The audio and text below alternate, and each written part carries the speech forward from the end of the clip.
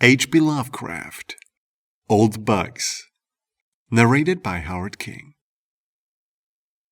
An extemporaneous sob story by Marcus Lollius, Proconsul of Gaul. Sheehan's Pool Room, which adorns one of the lesser alleys in the heart of Chicago's Stockyard District, is not a nice place.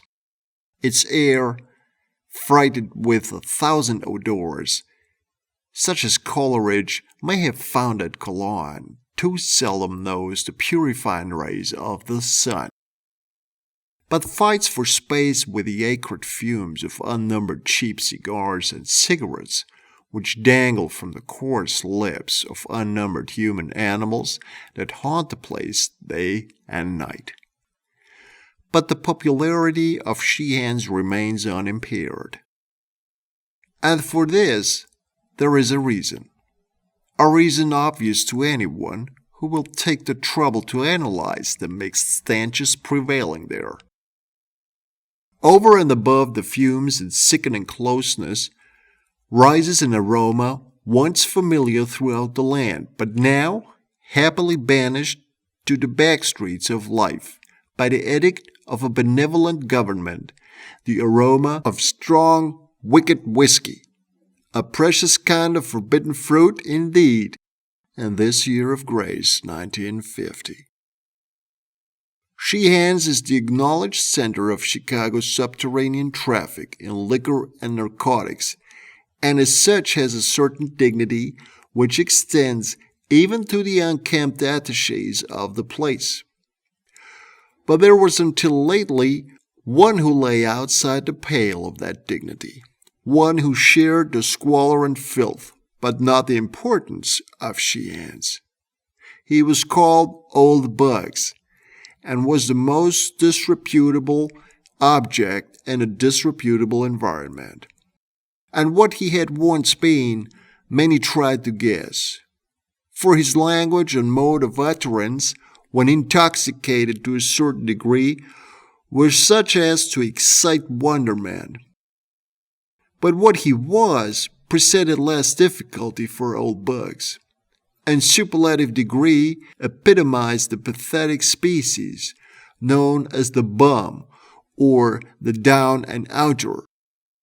Whence he had come, no one could tell. One night he had burst wildly into Sheehan's, foaming at the mouth and screaming for whiskey and hashish, and having been supplied in exchange for a promise to perform odd jobs, had hung out ever since, mopping floors, cleaning cups, and glasses, and attending to 100 similar menial duties in exchange for the drink and drugs which were necessary to keep him alive and sane. He talked but little, and usually in the common jargon of the underworld, but occasionally, when inflamed by an unusual generous dose of crude whiskey, would burst forth into strings of incomprehensible polysyllables and snatches of sonorous prose and verse, which led certain habitués to conjecture that he had seen better days. One steady patron, a bank defaulter undercover, came to converse with him quite regularly, and from the tone of his discourse ventured the opinion that he had been a writer or professor in his day. But the only tangible clue to Old Bugs' past was a faded photograph, which he had constantly carried about with him, and the photograph of a young woman of noble and beautiful features. This he would sometimes draw from his tattered pocket, carefully unwrap from its covering of tissue paper, and gaze upon for hours with an expression of ineffable sadness and tenderness. It was not the portrait of one whom an underworld denizen would be like to know, but of a lady of breeding and quality garbed in the quaint attire of 30 years before. Old Bugs himself seemed also to belong to the past, for his nondescript clothing bore every hallmark of antiquity. He was a man of immense height, probably more than 6 feet, though his stooping shoulders sometimes belied this fact.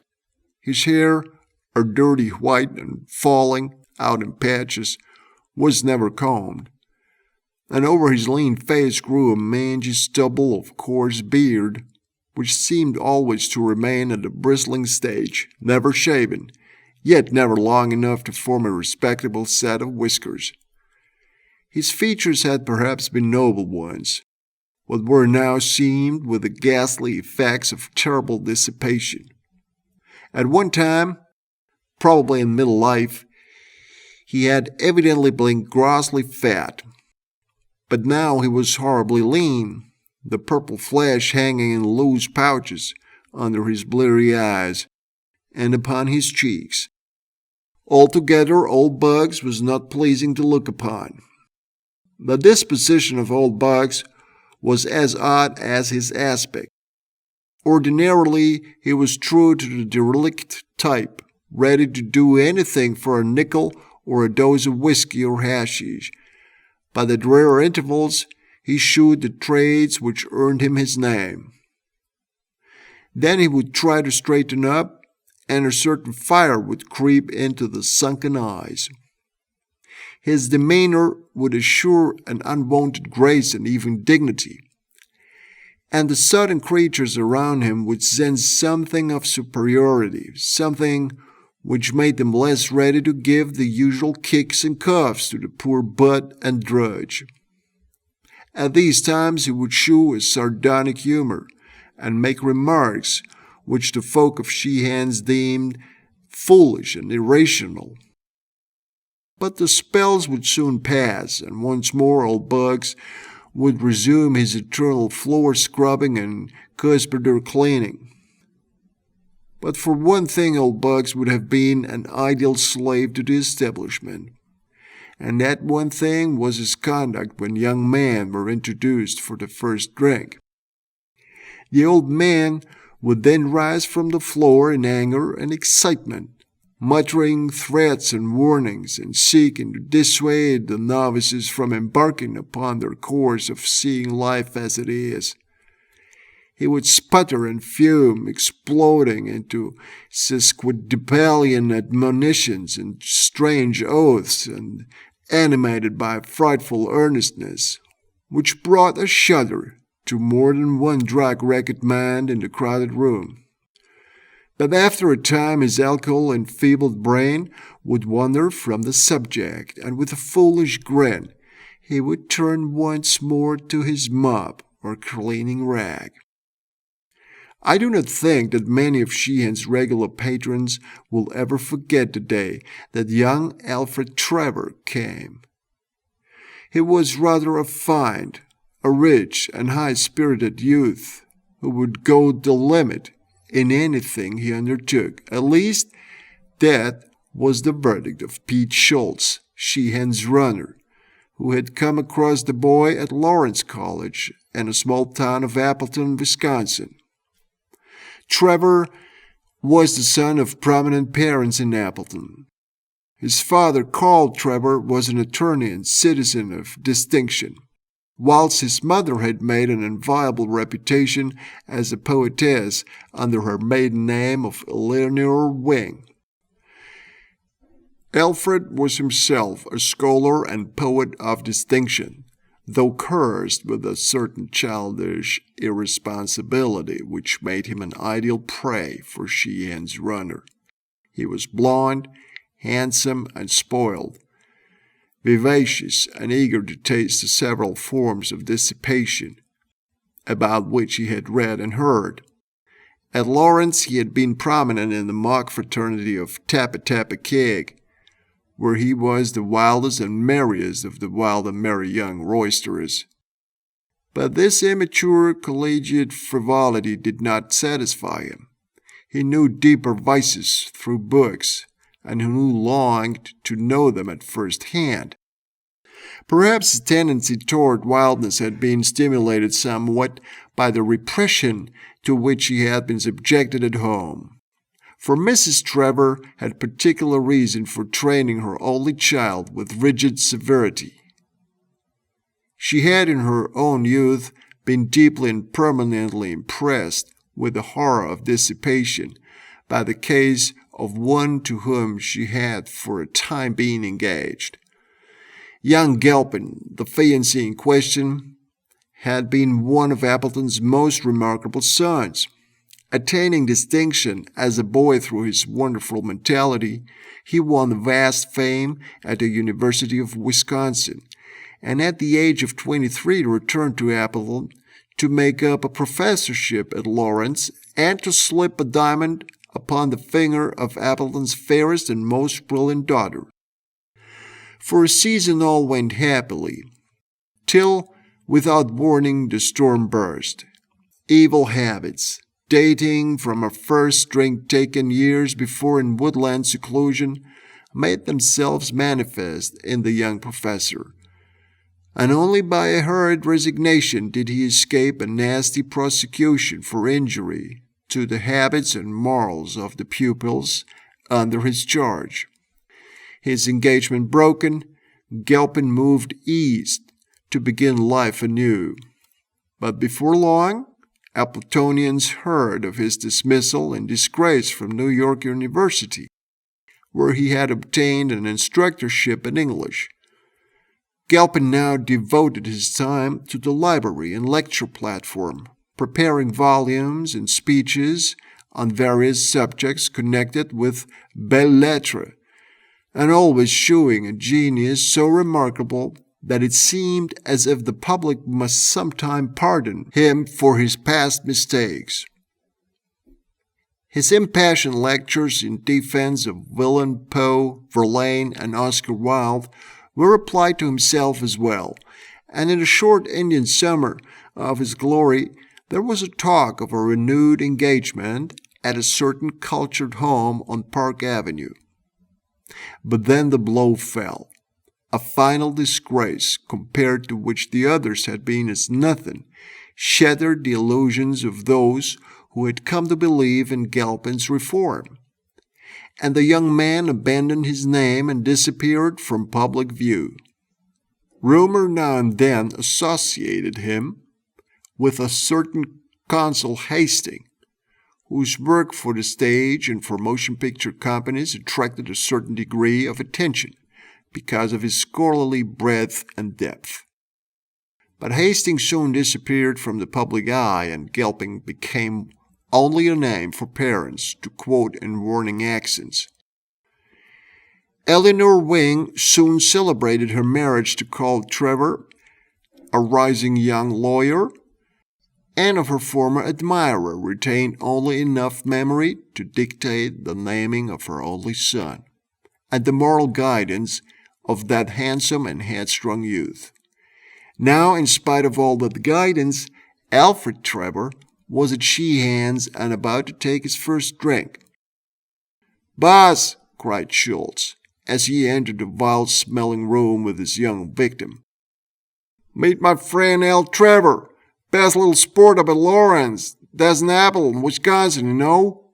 Some swell guy, too. His father's a big corporation lawyer up in Leesburg, and his mother's some literature genius. He wants to see life as she is. Wants to know what the real lightning juice tastes like, you know. So just remember he's my friend and treat him right, will you?" As the names Trevor, Lawrence, and Appleton fell on the ear, the loafer seemed to sense something unusual. Perhaps it was only some sound connected with the clicking balls of the pool tables with rattling glasses that were brought from the cryptic regions in the rear. Perhaps only that, plus some strange rustling of the dirty draperies at the one dingy window. But many thought that someone in the room had gritted his teeth and drawn a very sharp breath. "Glad to know you, Sheehan," said Trevor in a quiet, well-bred tone. "This is my first experience in a place like this, but I'm a student of life, and I don't want to miss any experience. There's poetry and this sort of thing, you know, or perhaps you don't know, but it's all the same." "Young feller," responded the proprietor, "you come to the right place to see life. We got all kinds here. Real life and a good time. The damn government can try to make folks gut if it wants to, but it can't stop a fella from hitting her up when he feels like it. What do you want, fella? Booze? Or coke? Or some sort of dope? You can't ask for nothing we ain't got. Habitués say that it was at this point they noticed the cessation in the regular monotonous strokes of the mob. I want whiskey, a good old-fashioned rye, exclaimed Trevor enthusiastically. I'll tell you, I'm good and tired of water after reading of the merry bouts fellows used to have in the old days. I can't read an anachronotic without watering the mouth, and it's something a lot stronger than water that my mouth waters for. Anacreontic? What the hell is that? Several hangers-on looked up as the young man went slightly beyond their depth. But the bank defaulter undercover explained to them that Anacreon was a gay old dog who lived many years ago and wrote about the fun he had when all the world was just like she-hands. Let me see, Trevor, continued the defaulter. Didn't Schultz say your mother is a literary person, too? Yes, damn it, replied Trevor, but nothing like the old Tayan.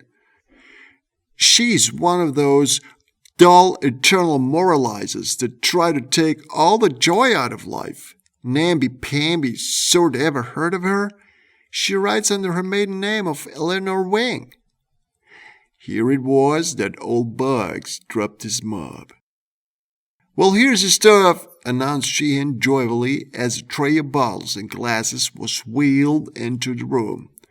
Good old rye, and as fiery as you can find anywheres in China. The youth's eyes glistened and his nostrils curled at the fumes of the brownish fluid which an attendant was pouring out for him. It repelled him horribly and revolted all his inherited delicacy, but his determination to taste life to the full remained with him, and he maintained a bold front. But before his resolution was put to the test, the unexpected intervened. Old Bugs, springing up from the crouching position in which he had hitherto been, leaped at the youth and dashed from his hands the uplifted glass, almost simultaneously attacking the tray of bottles and glasses with his mob and scattering the contents upon the floor in a confusion of odoriferous fluid and broken bottles and tumblers. Numbers of men with things which had been men dropped to the floor and began lapping at the puddles of spilled liquor, but most remained immovable, watching the unprecedented actions of the barroom drudge and derelict. Old Bugs straightened up before the astonished Trevor, and in a mild and cultivated voice said, "Do not do this thing. I was like you once, and I did it. Now I am like this." "What do you mean, you damned old fool?" shouted Trevor. "What do you mean by interfering with a gentleman and his pleasures?" Sheehan, now recovering from his astonishment, advanced and laid a heavy hand on the old waif's shoulder. "This is the last time for you, old bird," he exclaimed furiously. "When a gentleman wants to take a drink here, by God he shall, without you interfering. Now get the hell out of here before I kick hell out of you." But Sheehan had reckoned without scientific knowledge of abnormal psychology and the effects of nervous stimulus. Old Bugs, obtaining a firm hold on his mob, began to wield it like the javelin of a Macedonian hoplite, and soon cleared a considerable space around himself, while shouting various disconnected bits of quotation, among which was prominently repeated, "The sons of Belial, blown with insolence and wine." The room became pandemonium, and men screamed and howled in fright at the sinister being they had aroused. Trevor seemed dazed into confusion and shrank to the wall as the strife thickened. "He shall not drink! He shall not drink!" Thus roared old Bugs as he seemed to run out of or rise above quotations. Policemen appeared at the door, attracted by the noise, but for a time they made no move to intervene. Trevor, now thoroughly terrified and cured forever of his desire to see life via the vice route, edged closer to the blue-coated newcomers. Could he but escape and catch a train for Appleton, he reflected, he would consider his education and dissipation quite complete. Then suddenly, old Bugs ceased to wield his javelin and stopped still, drawing himself up more erectly than any denizen of the place had ever seen him before. "Ave Caesar, moriturus te saluto," he shouted, and dropped to the whiskey-reeking floor, never to rise again. Subsequent impressions will never leave the mind of young Trevor. The picture is blurred, but ineradicable. Policemen plowed a way through the crowd, questioning everyone closely both about the incident and about the dead figure on the floor. Sheehan especially did they ply with inquiries, yet without eliciting any information of value concerning old Bugs. Then the bank defaulter remembered the picture and suggested that it be viewed and filed for identification at police headquarters. An officer bent reluctantly over the loathsome glassy-eyed form and found a tissue-wrapped cardboard, which he passed around among the others. "Some chicken!" leered the drunken man as he viewed the beautiful face. But those who were sober did not leer, looking with respect and abashment at the delicate and spiritual features. No one seemed able to place the subject, and all wondered that the drug-degraded derelict should have such a portrait in his possession. That is, all but the bank defaulter, who was meanwhile eyeing the intruding bluecoats rather uneasily. He had seen a little deeper beneath old Bug's mask of utter degradation. When the picture was passed to Trevor, and a change came over the youth.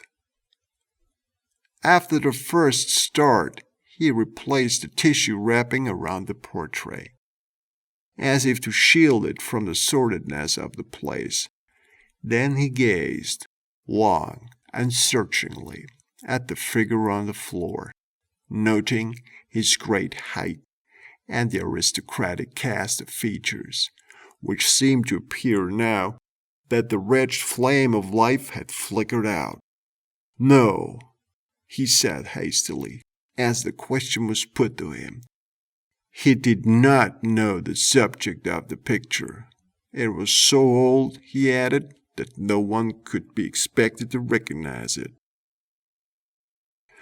But Alfred Trevor did not speak the truth, as many guessed when he offered to take charge of the body and secure its interment in Appleton. Over the library mantel in his home hung the exact replica of that picture, and all his life he had known and loved its original. For the gentle and noble features were those of his own mother.